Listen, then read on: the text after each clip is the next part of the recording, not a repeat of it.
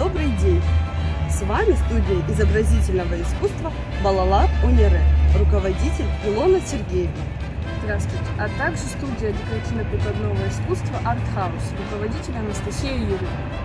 В наших творческих студиях воспитанники занимаются и изучают различные жанры и виды искусства, а также изучают тематические направления. Одним из таких направлений является экологическое.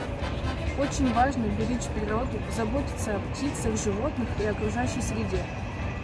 Мы с воспитанниками подготовили онлайн-выставку. Давайте же посмотрим.